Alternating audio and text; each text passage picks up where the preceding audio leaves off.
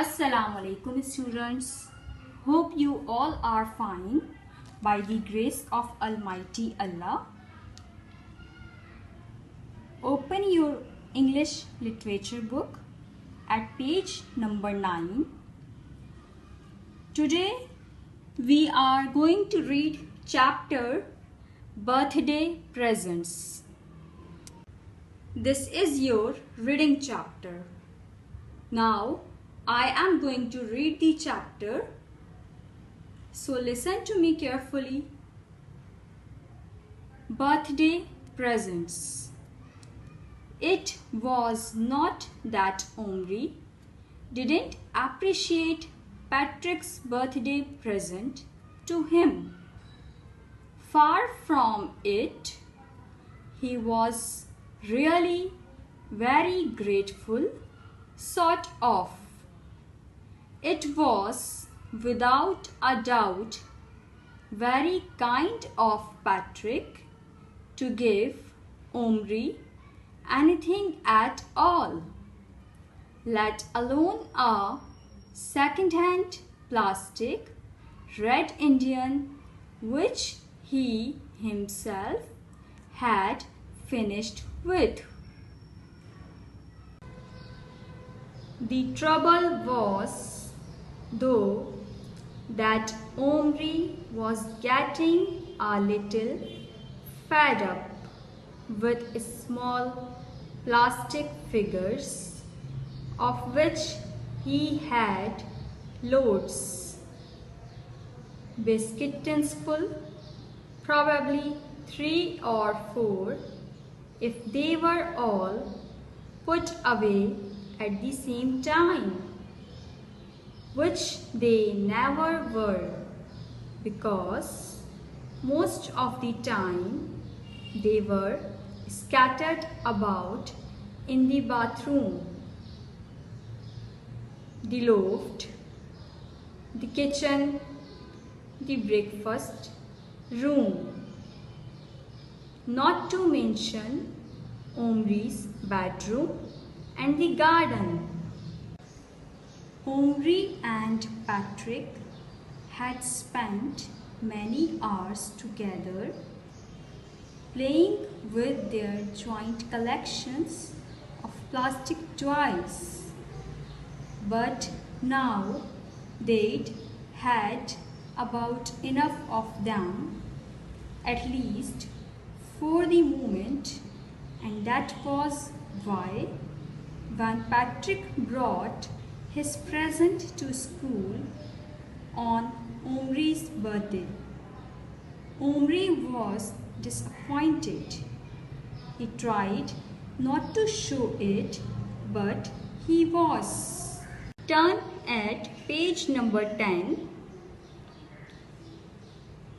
Do you really like him? Asked Patrick, as Omri stood silently with the Indian in his hand. Yes, he's fantastic, said Omri in only a slightly fluttish voice. I haven't got an Indian. I haven't got any cowboys either. Nor have I.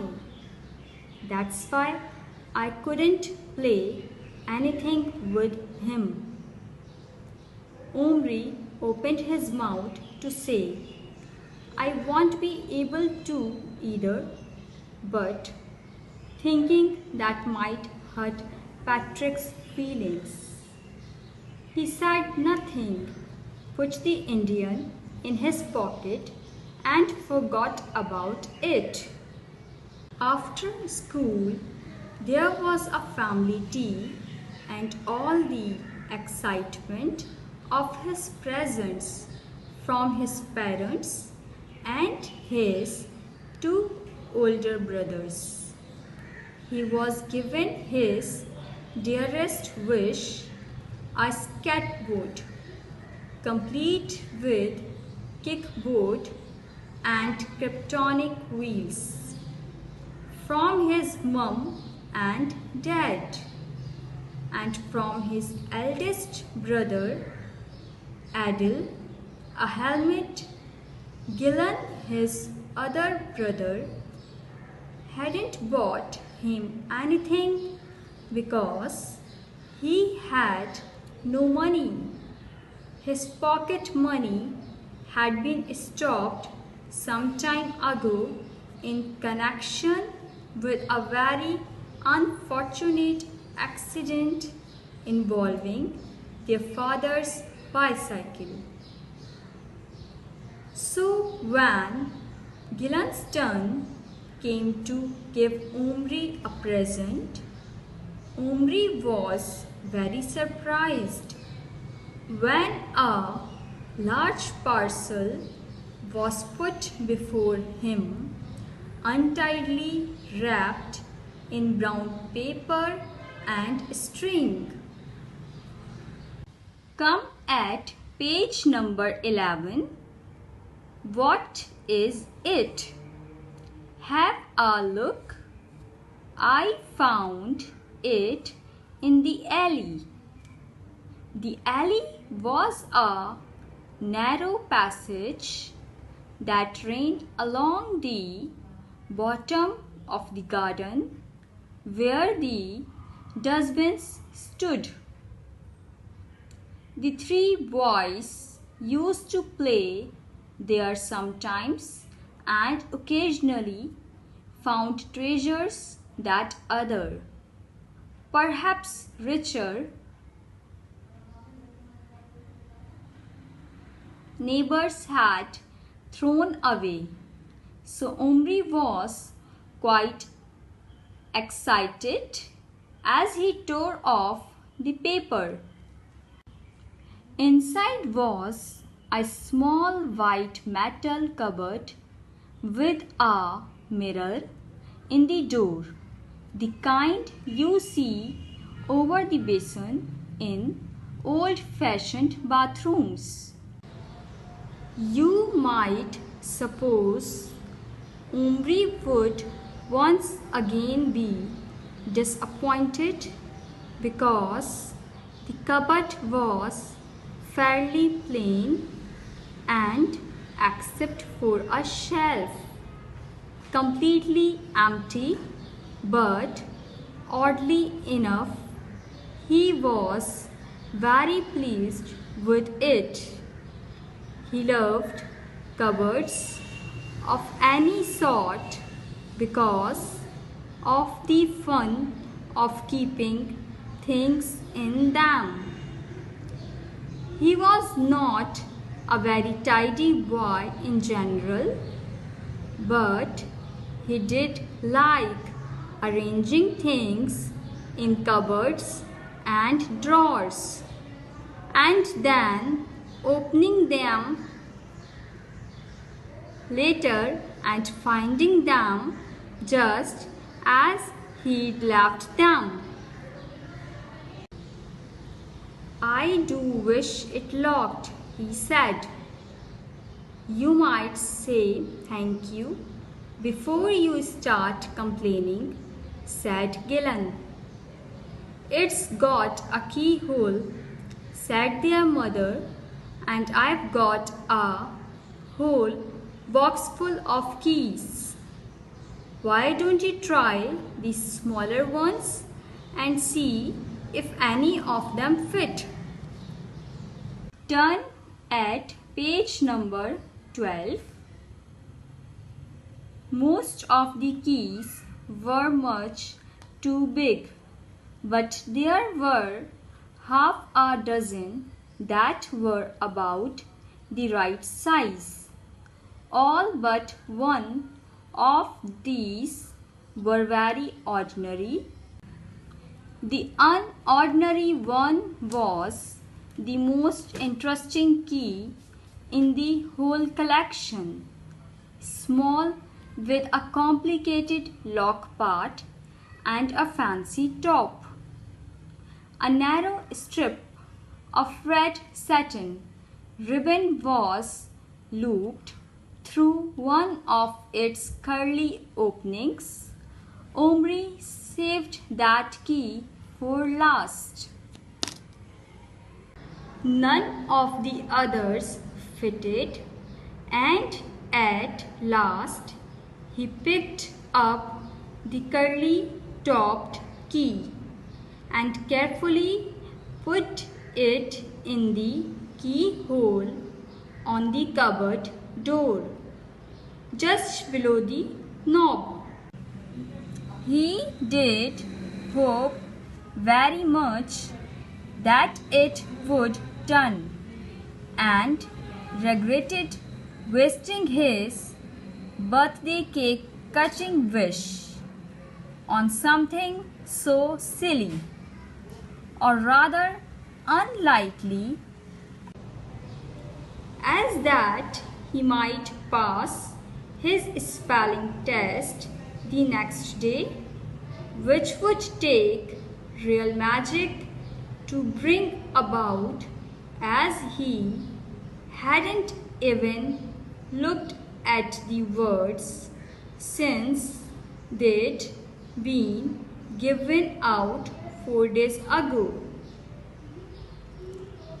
Now he closed his eyes and unwished the test pass, and wished instead that this little twisty key would turn Gillen's present into a secret cupboard. The key turned smoothly in the lock. The door would not open. Hey Mum, I found one. Students, come at page number 13. Have you, darling? Which one? His mother came to look. Oh, that one. How very odd. That was the key to my grandmother's jewel box that she got from Florence. It was made of red leather, and it fell to bits at last. But she kept the key and gave it to me. I threaded it on that bit of ribbon. It was much longer than, and hung it round my neck and told her I'd always wear it and remember her. And I did for a long time, but then the ribbon broke and I nearly lost it. You could have got a chain for it, said Omri. She looked at him. You are right, she said. I should have done just that, but I didn't. And now it's your cupboard key. Please don't lose it, Omri, will you? Omri put the cupboard on his bedside table and, opening it, looked inside thoughtfully. What would he put in it? It's supposed to be for medicines, said Gillen. You could keep your nose drops in it. No, that's just wasting it. Besides, I haven't any other medicines. Why don't you pop this in? His mother suggested, and opened her hand. In it was Patrick's Red Indian. I found it when I was putting your trousers in the washing machine. Omri carefully stood the Indian on the shelf. Are you going to shut the door? Asked his mother. Yes, and lock it. Turn at page number 14. He did this and then kissed his mother, and she turned the light out, and he lay down on his side, looking at the cupboard. He felt very content. Just as he was dropping off to sleep, his eyes snapped open. He had thought he heard a little noise, but no, all was quiet. His eyes closed again. In the morning, there was no doubt about it. The noise actually woke him. He lay perfectly still in the dawn light, staring at the cupboard, from which was now coming a most extraordinary series of sounds. A pattering, a tapping, a scrabbling, and surely a high-pitched noise like, well, almost like a tiny voice. To be truthful, Omri was petrified. Who would not be? Undoubtedly, there was something alive in that cupboard.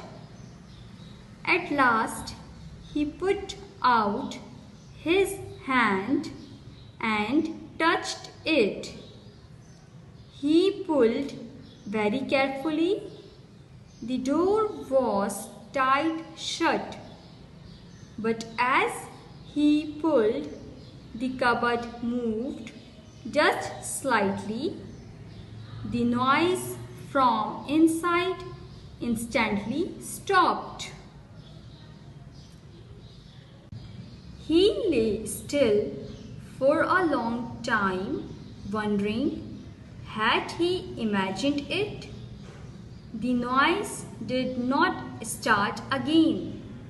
At last, he cautiously turned the key and opened the cupboard door.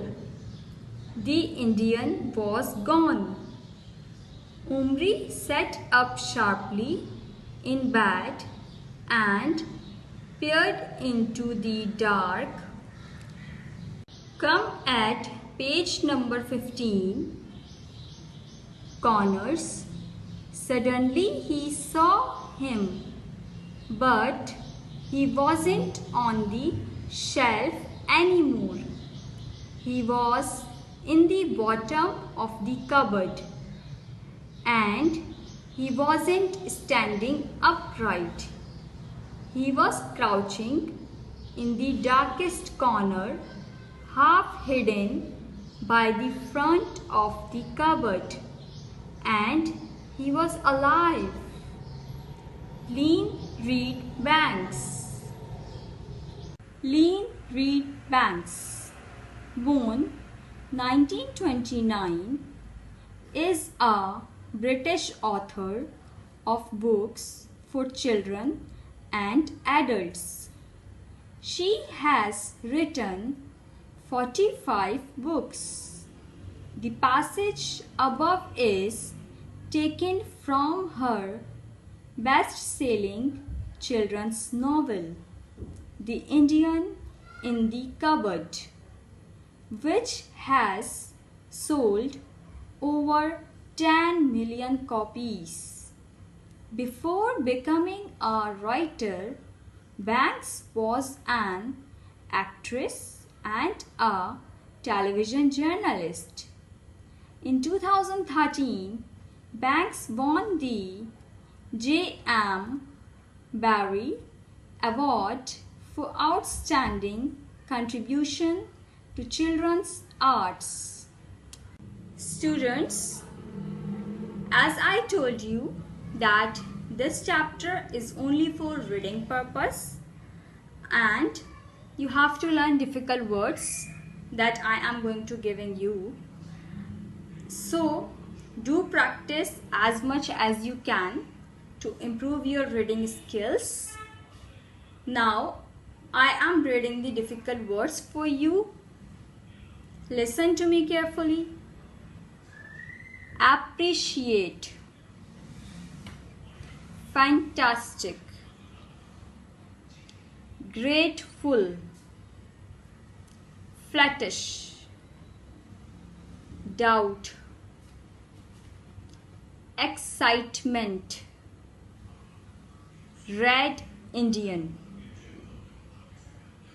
kryptonic,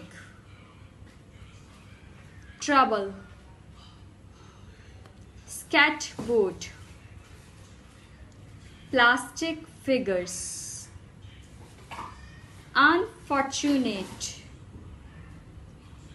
loads, accident, biscuit tinsful, wrapped, probably, occasionally, scattered, treasures, disappointed, old-fashioned, drawers, complaining, complicated, regretted, twisty, Florence, threaded, thoughtfully, content, instantly, cautiously, snapped, extraordinary, petrified, wondering, pitched, suddenly, crouching. Now, what you do, you have to write these words in your exercise notebook and do practice.